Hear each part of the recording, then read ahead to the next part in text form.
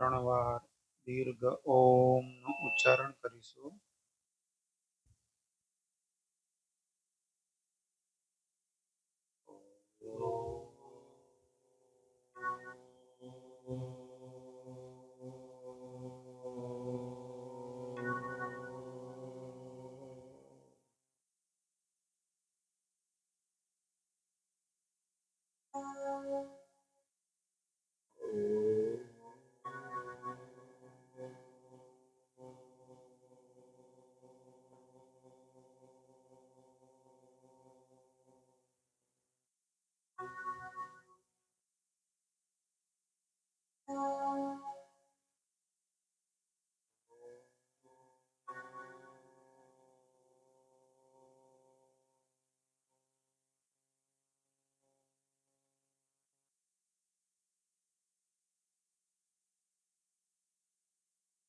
સર્વેને ઓમ જય ભગવાન.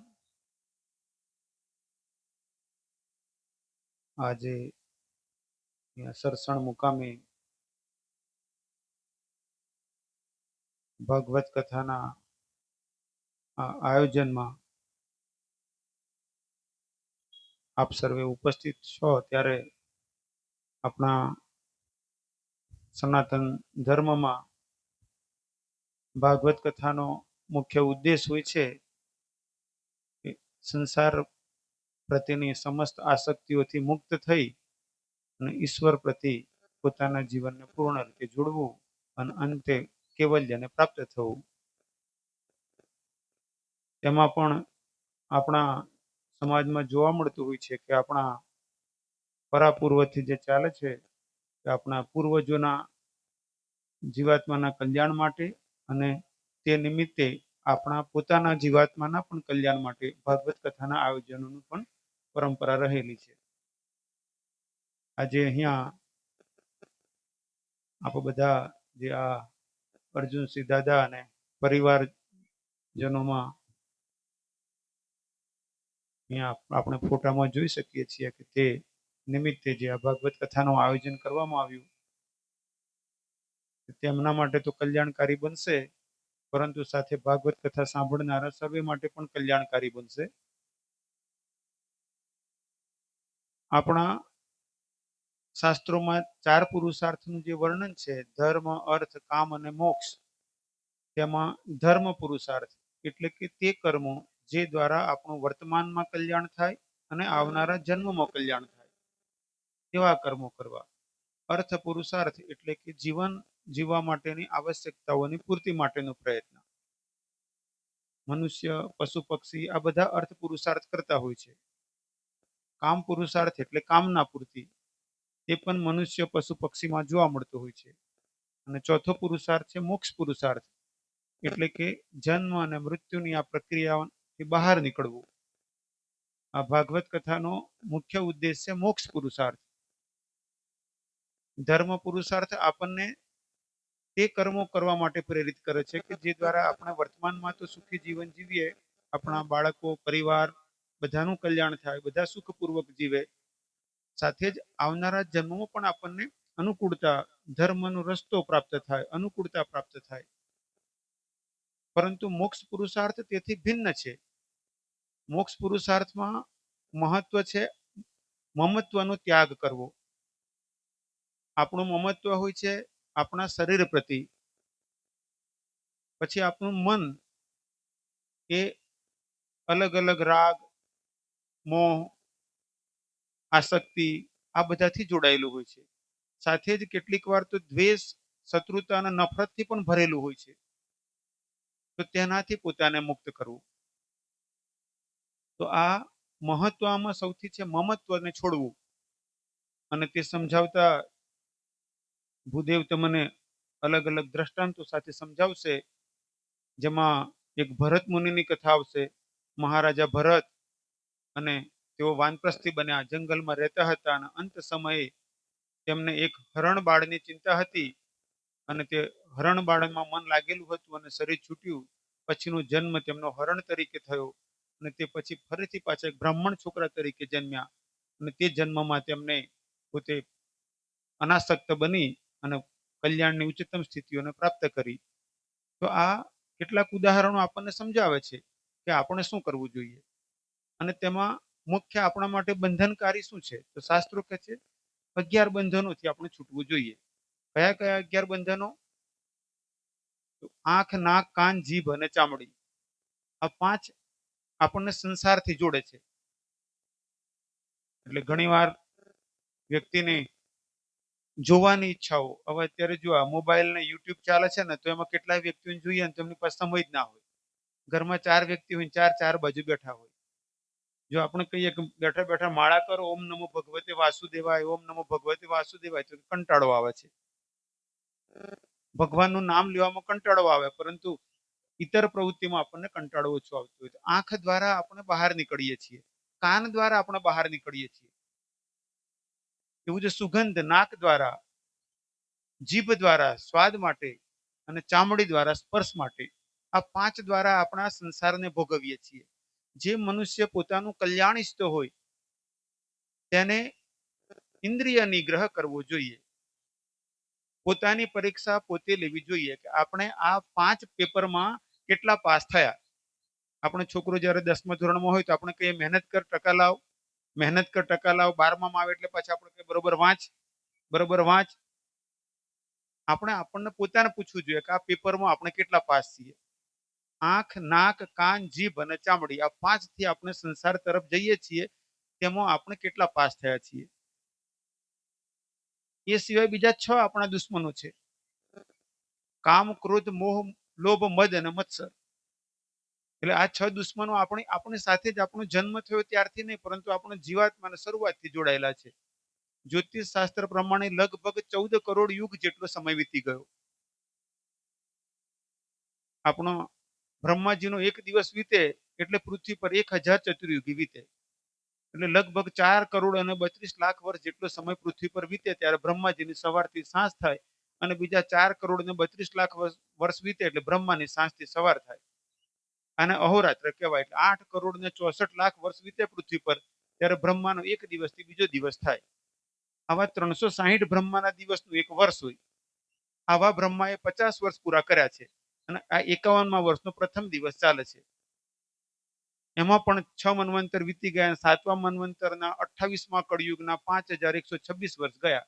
આપણે ત્યારથી આ સંસારમાં ફર્યા કરીએ છીએ, અને આપણે થાકતા નથી, આપણને ખુશી મળે છે. કૃપાલુ મુનિ, મારા દાદા ગુરુ, એક ભજન લખ્યું છે, એમાં એક બે પંક્તિ છે: એકથી છૂટી બીજે ફસાતા આર્તનાદો કરે. આપણે એક માંથી છૂટીએ છીએ તો આપણે તેવું નથી વિચારતા કે હવે આપણે મોહ મમતા છોડીએ. આપણે ફરીથી તેને સજાવવા માટે પ્રયત્ન કરીએ છીએ. તો ભાગવત કથા આપણને શીખવાડે છે. ભાગવતનું શ્રવણ કરીએ તો શ્રવણ કરવાની સાથે ચિંતન મનન કરીએ અને અપનાવવા પ્રયત્ન કરીએ કે આપણામાં કામ કેટલું છે, ક્રોધ કેટલું છે. ઘણા વ્યક્તિઓ એવા હોય કે જરા સરખી વાતની અંદર ભભૂકી ઉઠે. આ તમારી ભાગવત કથા પૂરી થાય પછી અઠવાડિયા પછી તમારા ઘરમાં જોવાનું કે કેવું ભાગવત કથા ઉતરી કે પછી એમને ઉપર થઈને ગઈ. કામ, ક્રોધ અને ત્રીજો લોભ. શું ધન પ્રાપ્તિ અને સુવિધા પ્રાપ્તિ માટે પ્રયત્ન ના કરવો જોઈએ? તો પ્રયત્ન કરવો જોઈએ, પરંતુ તે પ્રયત્ન અનિતિયુક્ત ન હોવો જોઈએ.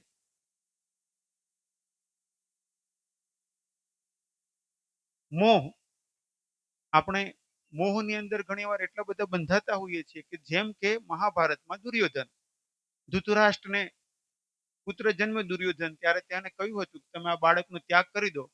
તેમણે તે બાળકનો ત્યાગ ન કર્યો, અને આગળ જતા તે દુર્યોધનને કારણે તેવી સ્થિતિઓ આવી કે મહાભારત સર્જાયું. તો મોહ ન હોવો જોઈએ, પ્રેમ હોવો જોઈએ. પ્રેમ તો તારે છે, મોહ ડુબાડે છે.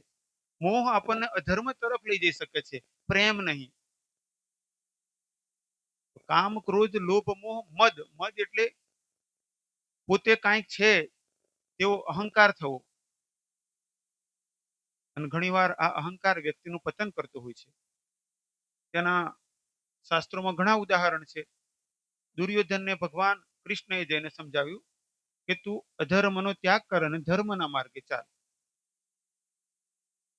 દુર્યોધને કહ્યું, જાનામી ધર્મમ નચ મે પ્રવૃત્તિ જાનામી ધર્મમ, ધર્મ શું છે તે હું જાણું છું, પરંતુ નચ મે પ્રવૃત્તિ, તે કરવાની મારી ઈચ્છા નથી. ધર્મનું પાલન કરવા હું નથી ઈચ્છતો. જાનામ્ય ધર્મમ નચ મે નિવૃત્તિ, અધર્મ શું છે તે જાણું છું પણ છોડવા નથી ઈચ્છતો. પરિણામ શું આવ્યું? તો બધું નષ્ટ થઈ ગયું. આપણે પણ યાદ રાખવું જોઈએ. ઘણીવાર વ્યક્તિમાં મદ થઈ જતું હોય છે. જ્યારે આઈ એમ સમથિંગ આવે એટલે આપણે તુરંત સમજવું કે હી ઇઝ નથિંગ કે સી ઇઝ નથિંગ. જેને એમ થઈ જાય કે હું કાંઈક છું વિશેષ, એટલે આપણે સમજવાનું કે તે મૂર્ખ જ છે. અને જ્યારે એમ થાય કે આઈ એમ નથિંગ, કે હું કશું નહીં, હું સામાન્ય છું, ત્યારે સમજવાનું કે હવે તેનામાં સમજ આવી છે, હવે તે વ્યક્તિ ઠરેલ છે, સમજદાર છે. તો મોટા ભાગે વ્યક્તિઓ થોડી જાણકારી, થોડી ધન સંપત્તિ, થોડી સુવિધાઓ, થોડી જમીન, થોડી વ્યવસ્થા અને થોડા સન્માનની અંદર આપણે ચૂકી જતા હોઈએ છીએ. અને સંતોની સ્થિતિ તેવી હોય કે જ્યારે ભલે 80 વર્ષની ઉંમરનો વ્યક્તિ હોય, પણ જ્યારે તેનામાં જુએ કે તેનામાં આ કાંઈક ને કાંઈક આવી સ્થિતિઓ છે, ત્યારે 50 વર્ષ હોય કે 70 વર્ષ હોય, 100 વર્ષ, 80 વર્ષનો હોય, પણ ત્યારે તેમને લાગે કે હજુ બાળ બુદ્ધિ છે. વધારે ધન સંપત્તિથી સંત તે વ્યક્તિને વધારે શ્રેષ્ઠ નહીં માને. વધારે પ્રસિદ્ધ વ્યક્તિ કે કોઈ મોટા નેતા હોવાથી તેને શ્રેષ્ઠ નહીં માને. સમાજના સન્માનીય વ્યક્તિ હોવાથી શ્રેષ્ઠ નહીં માને. પરંતુ જો તેનામાં આ સડરીપુ તેનામાં વધારે પ્રભાવી છે, તો તે કહેશે કે હજુ તેની ઉંમર વધી છે, પુણ્ય કર્મોથી સુખ સુવિધા વધી છે, પણ હજુ તેનામાં બાલ બુદ્ધિ છે. કે જેમ નાનું બાળક આપણે સમજાવીએ પણ માને નહીં અને જીદ કરે, અને ઘણીવાર પોતે કરેલા કર્મોથી પોતે દુઃખી થાય. એવી જ રીતે સમાજમાં જે વ્યક્તિઓ કોઈ ને કોઈ રીતે હું કાંઈક વિશેષ છું તેવું આવી જાય, ત્યારે આપણે માનવું કે તેની સમજમાં ભૂલ છે. એકવાર એવું બન્યું, કોઈ ને ત્યાં કોઈ સંત ગયા હતા. તે ભાઈને મોટું મકાન, ઘણી સંપત્તિ, તેમને તે સંતને પોતાનું મકાન બતાવતા. તમારે પણ એવું થાય. એકવાર હું સુરત ગયો હતો, તો એક ધન સંપન્ન વ્યક્તિ હતા, તેમને મોટો બંગલો બનાવ્યો હતો. તો મુનિજી પગલા પડે એમ કરીને મને બતાવવા લઈ ગયા. 8-10 બેડરૂમ હશે. દરેક રૂમનો દરવાજો ખોલે, દરવાજો ખોલીને પછી આગ્રહ કરે કે હું રૂમમાં આવું, અંદર પધારો ને. તો હું અંદર જઉં. પછી ટોયલેટ બાથરૂમનો દરવાજો ખોલે, પછી એ પણ મને બતાવે, ગુરુજી આ ટોયલેટ બાથરૂમ છે. આમ કરતા એ ભાઈને એટલી ખબર ન પડી કે આ સંન્યાસી વ્યક્તિ છે, ઘર બહાર છોડીને નીકળેલો વ્યક્તિ છે, અને ભગવાનના સિવાય કાંઈ લેવા દેવા ના હોય, અને એને આપણી માયા શું બતાવવાની.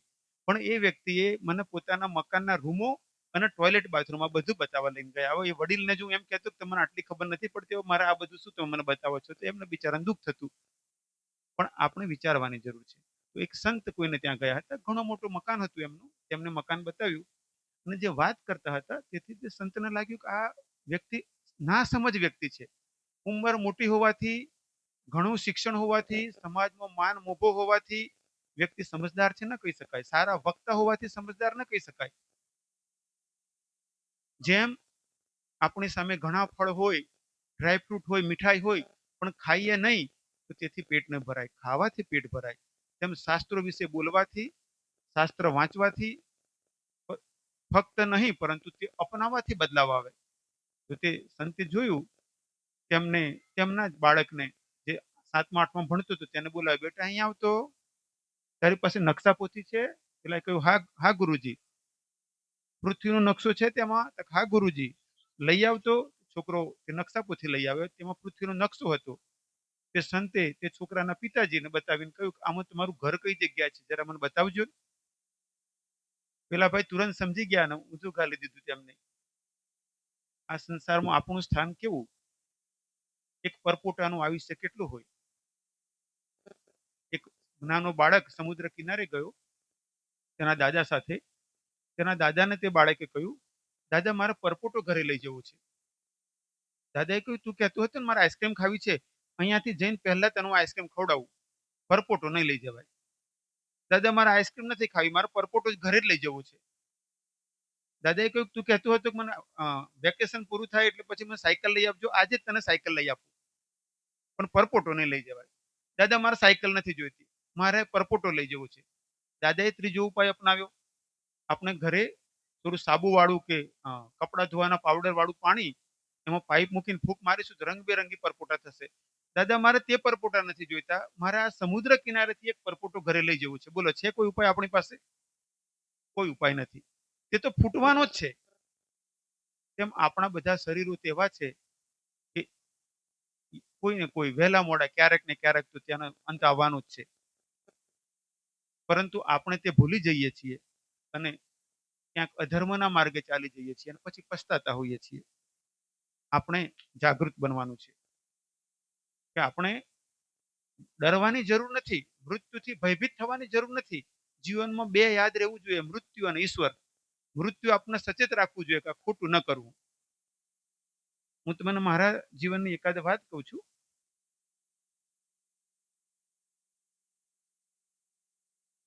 નર્મદા કિનારે કંજેઠા નામનું ગામ, ત્યાં મેં આશ્રમ બનાવ્યો હતો. સંન્યાસી બન્યો એ પહેલા 2002 થી હું પ્રાણોપાસના સાધના કરતો હતો. 2003માં કાંકણપુરમાં હું સાધના કરતો હતો. તો સાધના દરમિયાન મેં એક દ્રશ્ય જોયું. એક નદીનો કિનારો છે, અર્ધચંદ્રાકાર કિનારો છે, અને તેના કિનારે હું નિવાસ કરી અને ત્યાં યોગ સાધના કરું છું. આ દ્રશ્ય મેં ઘણી વાર જોયું, કોઈ મિત્રોને પણ કહ્યું. મેં 2003 પછી 23 નવેમ્બર 2003 મેં સરસણ છોડ્યું. 2004માં સંન્યાસ દીક્ષા લીધી. પછી હું ચાલ્યો ગયો ઉત્તરાખંડમાં, તો દેહરાદૂન પાસે આશ્રમ બનાવ્યો. ત્યાં 1 વર્ષ ત્યાં રહ્યો. ત્યાંથી પછી ગુજરાતમાં આવ્યો. તો મારા એક આત્મીય આપણા ગુજરાત રાજ્યના હોર્ટિકલ્ચર ડાયરેક્ટર હતા. મેં કહ્યું કે મારે અહીં નર્મદા કિનારે રહેવાનું છે. એમને કહ્યું કે ગુરુજી આપને જ્યાં જમીન ગમે એ વિસ્તાર મને બતાવજો, તો પછી આયોજન અમે ગોઠવીશું. કેવડિયાથી અમે નીકળ્યા 15 ઓગસ્ટ 2005. અને કેટલી જગ્યાએ તે અધિકારીઓ એમના ઓળખીતા હતા એટલે વાત કરતા ગયા, તો જમીન મને બતાવતા ગયા. સવારના નીકળેલા, સાંજે 6 વાગી ગયા. કંજેઠા ગામથી આગળ નીકળતા હતા અને મેં કહ્યું કે આ રસ્તો અંદર જાય છે, ત્યાં જવું છે. તમે 100-200 મીટર ગાડી આગળ લીધેલી, પાછી વાળી અને 1.5 કિલોમીટર અંદર ગામ છે. ગામમાં ગયા. ત્યાં સૌભાગ્ય સુંદરી માતાનું મંદિર, ત્યાં મંદિરે ગયા. મંદિરના પૂજારી માતાજીના દર્શન કર્યા. પૂજારીથી વાત કરી કે મારે આ બાજુ કિનારો જોવો છે. એમને કહ્યું કાચો રોડ રસ્તો જાય છે, તે રસ્તે જતા જ મેં એક જગ્યા જોઈને મેં કહ્યું પેલી જગ્યાએ મારે રહેવાનું છે. એ વિસ્તારમાં આ જન્મમાં હું પહેલી વાર ગયો હતો. અમે ત્યાંથી આગળ ગયા. એક નર્મદેહર આશ્રમ, કોઈ જજના પિતાજી હતા, તેમના માટે તેમને એક નાનું સ્થાન બનાવેલું હતું જ્યાં તે રહે અને ભક્તિ કરે. અમે ત્યાં જઈને બેઠા. ત્યાં એક બેન ઘાસ કાપવા માટે આવેલા હતા. તો ત્યાં મહારાજ હતા, એમને અમારા બધા માટે પાણી, ચા વગેરે વ્યવસ્થા કરી. તે વખતે પેલા બેને આવી અને પેલા જે આશ્રમના સંચાલક મુખ્ય દાદા હતા, તેમને એક બાજુ લઈ જઈને કહ્યું મારે અહીંયા નજીકમાં જમીન છે, તે મારે વેચી દેવાની છે. મારા પતિને મરી ગયે 2 વર્ષ થયા છે, પણ હજુ મેં કોઈને કહ્યું નથી, પણ મારે વેચવાની છે. આપને જાણકારી માટે કહ્યું. એમને આવીને અમને વાત કરી કે અહીંયા એક ખેતર છે આ બેનનું અને એમને જમીન વેચવાની છે. અમને બતાવ્યું તો એ જ ખેતર હતું જે ખેતર મેં કહ્યું હતું. અને ત્યાં મેં આશ્રમ બનાવ્યો, નર્મદા કિનારે આશ્રમ. અને પછી હું ત્યાં 2 વર્ષ રહ્યો. ત્યાં ભગવાન લકુલિશજીએ મને 2007ના જાન્યુઆરીમાં ધ્યાનમાં દર્શન આપ્યા હતા અને મેં ભગવાનને વચન આપ્યું હતું કે હું સનાતન સંસ્કૃતિ પુનરુત્થાન માટે ઉત્તમ કાર્ય કરીશ. જીવનમાં ઘણીવાર તેવી ઘટનાઓ ઘટતી હોય છે કે આપણે જીવનમાં આગળ તો વધતા જતા હોઈએ છીએ, પણ આપણી આગળની યાત્રા કઈ તરફ જઈ રહી છે એ આપણે જોવું જોઈએ. જેમ કે પછી તો ત્યાંથી આગળ વધતા વધતા અત્યારે કાયવરુણમાં આશ્રમ છે. તમારામાંથી કોઈક આવ્યા હશો, કોઈ ના આવ્યા હોય તો આવજો. આપણા ગુજરાતનું કાશી છે અને કાયાવરોહણ નામ તે માટે પડ્યું કે ભગવાન શિવજીએ કૈલાસ પર્વત પરથી મનુષ્યની કાયામાં અવરોહણ કર્યું, એટલે ઉતર્યા. જ્યાં શિવજી મનુષ્યની કાયામાં ઉતર્યા તે નગર કાયાવરોહણ. આપણા ગુજરાતનું કાશી છે. વિશ્વામિત્ર મુનિને ત્યાં ગાયત્રી મંત્ર પ્રાપ્ત થયું હતું. સ્વર્ગમાંથી દેવતાઓના ગુરુ બૃહસ્પતિ મુનિ અને નારદ મુનિ ત્યાં વિશ્વામિત્ર મુનિને મળવા માટે આવ્યા હતા. અત્રિ મુનિ, અનસુયા મુનિ આપણે જે જાણીએ છીએ તે અત્રિ મુનિ ત્યાં આવ્યા હતા. ભૃગુ મુનિ ત્યાં આવ્યા હતા. તેવી તે મહા તપસ્થલી છે અને ત્યાં અત્યારે આશ્રમ છે, ત્યાં વ્યવસ્થા છે. અંતમાં 1-2 વાત કહીને પૂરું કરું છું. તો આપણે યાત્રાને જોવી જોઈએ. અહીંયાથી આપણે સંતરામપુર જવું હોય તો આપણે ડાબી તરફ વળીશું. જમણી તરફ આપણે ગમે તેટલી ગાડી દોડાવીશું, પણ તે રસ્તો સંતરામપુરથી દૂર લઈ જશે, નજીક નહીં લઈ જાય. તેમ આપણા જીવનમાં 2 રસ્તા પડે છે. એક રસ્તો જાય છે માયા તરફ અને બીજો જાય છે ઈશ્વર તરફ અથવા મુક્તિ તરફ. માયા તરફની ગાડી જેટલી દોડશે ને તેટલા આપણે ભગવાનથી દૂર જઈ રહ્યા છીએ. તો આપણે જીવન યાત્રા ઈશ્વર તરફ જવી જોઈએ. હવે ઈશ્વર તરફ આપણી યાત્રા હોય તો તેની ઓળખાણ શું? લોખંડના સળિયાને અગ્નિમાં મૂકીએ તો સળિયો ગરમ થાય. જો સળિયો ગરમ ના થાય તો કાં તો અગ્નિ પ્રગટેલી નથી અથવા તો સળિયો અગ્નિમાં નથી. બેમાંથી એક કાંઈક છે. જો ખરેખર લોખંડનો સળિયો અગ્નિમાં હશે તો ગરમ થવાનું જ થવાનું છે. તેમ આપણે ભગવાનના માર્ગે ચાલીશું, ભક્તિ, ઈશ્વર, ધર્મના માર્ગે ચાલીશું તો જીવનમાં બદલાવ આવવો જોઈએ. અને તે બદલાવની ઓળખાણ શું? સરળતા, સાદગી, દયા, કરુણા, ક્ષમા, આ બધા તેના ફળ છે. આ ફળ નથી લાગતા તો આપણે કઈક ખોટા રસ્તે છીએ.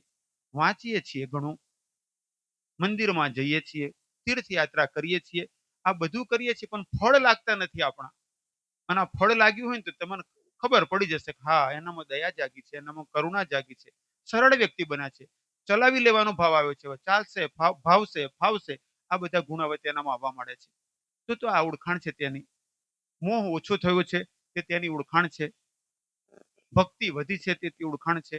તો પ્રયત્ન કરજો કે તમારા જીવનમાં જીવનની યાત્રા મોહ તરફ દોડવાની જગ્યાએ ઈશ્વર તરફ જીવન યાત્રા દોડે.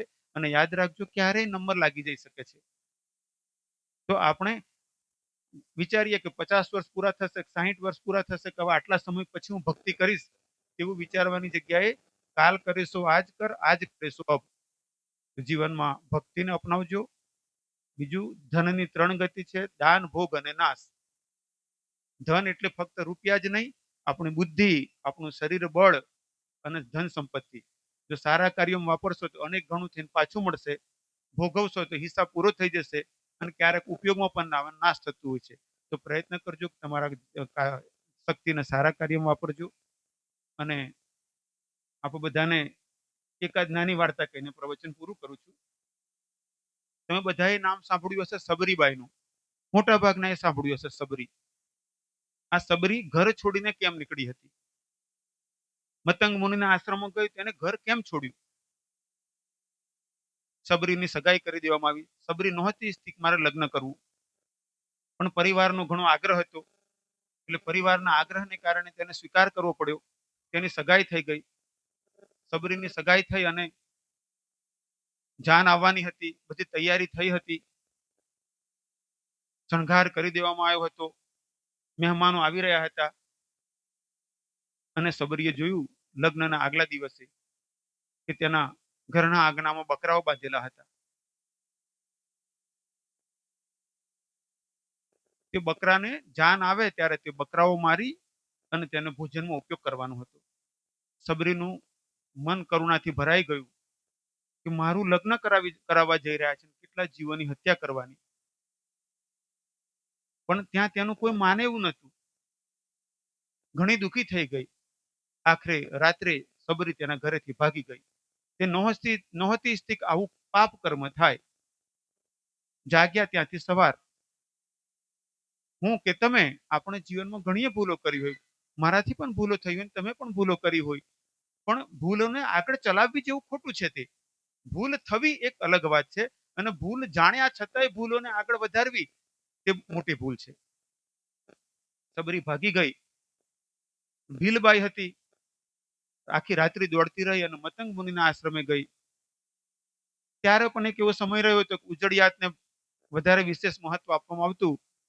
મતંગ મુનિના આશ્રમમાં કેટલાક વિરોધ કર્યો, પરંતુ મતંગ મુનિએ તેને સ્વીકારી અને તે ત્યાં રહી અને તેને ભક્તિ કરી. અને તેના જીવાત્માનું તેવું કલ્યાણ થયું કે તેને ભગવાન રામે દર્શન આપ્યા અને રામે આશીર્વાદ આપ્યા. આપણે પણ અહીંયા શીખવાનું છે. ઘણી વાર આપણે ભૂલ કરતા હોઈએ છીએ કે મારો જન્મ રાજપૂત પરિવારમાં થયો અને મને તો દારૂ પીવાની અને નોનવેજ ખાવાની છૂટ હોય, તો આવું કેટલાક વિચારતા હોય તો બદલાવવું જોઈએ. આપણે મનુષ્ય છીએ, આ જન્મમાં મનુષ્ય છીએ, આવતા જન્મમાં મનુષ્ય હશું કે નહીં ખબર નહીં, કયા કુળમાં હશું ખબર નહીં. એટલે દુર્ગુણોને દૂર કરજો. હું તો સંન્યાસી છું પણ મારે ટકોર કરવી જોઈએ. જે ભૂલો મેં જોઈ છે અને જે હું જાણું છું તો અહીંયા ટકોર કરવી જોઈએ. તમે વિચારજો તમારા ગામમાંથી કોઈ વ્યક્તિ નીકળીને સંન્યાસી બન્યો અને તે આ કાર્ય કરે છે તો આપણે એટલું તો કમસે કમ કરવું જોઈએ કે હું કોઈ દિવસ દારૂ પીવું નહીં અને મારા બાળકોને શીખવાડીશ કે તું કોઈ દિવસ ઘરમાં દારૂ લાવીશ નહીં અને મારા ઘરના ચૂલે મારું ઘર એ ભગવાનનું મંદિર બને. મારા ઘરમાં મરેલા પશુઓનું ભોજન બનવું જોઈએ નહીં. આટલું આપણે ઘરમાં લાવવું જોઈએ. બીજું એક બે વાત લાવવી જોઈએ કે ઘરમાં ધન કમી થાય ને તો કોઈ વાંધો નહીં, સન્માનની કમી થાય તો વાંધો નહીં, પણ ધર્મ અને ભક્તિની કમી ના થવા દેશો. બધું ગયેલું પાછું આવશે, પણ જો ધર્મ ગયો ને તો હશે તે જશે. એટલે મંત્ર જપ કરજો, ભગવાનનું નામ જપ કરજો, કીર્તન કરજો, સત્સંગ કરજો. કદાચ કઈ સત્સંગનો મોકો ના મળે તો શ્રીમદ ભાગવત, રામાયણ, મહાભારત, રામચરિત માનસ એવા ગ્રંથો વાંચજો. અને બીજાના જીવનને બદલી શકીએ તો સારું, પણ બીજાને ના બદલે તો પોતાને બદલજો. ક્યારેય કોઈની બુરાઈ કરશો નહીં. કટાક્ષ, કટુ અને કઠોર વાણીનો ત્યાગ કરજો. મોટા ભાગે ગામડાઓમાં જોવા મળતું હોય કે વ્યક્તિ પોતે પાપમાં તો બીજાના બુરાઈ, બીજાનું જીવન જોઈ અને કટાક્ષમાં બોલતા હોય, કટુ વાણી બોલતા હોય, કઠોર વાણી બોલતા હોય. જ્યારે આવું થતું હોય ત્યારે આપણે બીજાના પાપ પોતાના ભાગે લેતા હોઈએ. તો આપણે પ્રયત્ન કરીએ કે ના કટાક્ષ બોલીએ, ના કટુ ને કઠોર બોલીએ, ના કોઈની બુરાઈ કરીએ, સારામાં સહભાગી બનીએ અને સારા કાર્યો કરીએ. અંતમાં આપ બધાને આમંત્રણ છે, કાયાવરોહણ પધારજો.